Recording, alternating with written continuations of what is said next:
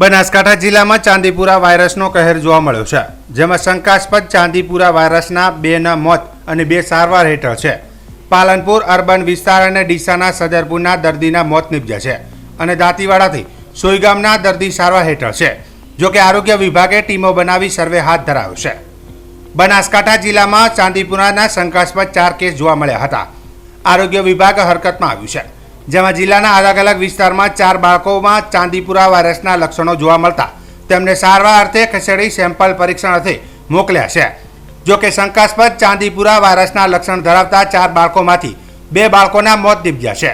Palanpur urban વિસ્તાર અને ડીસા સદરપુરના દર્દીનું મોત નીપજ્યું છે. આરોગ્ય વિભાગ દ્વારા અલગ અલગ ટીમો બનાવી જિલ્લાના ગામે ગામ સર્વે હાથ ધરવામાં આવી રહ્યા છે.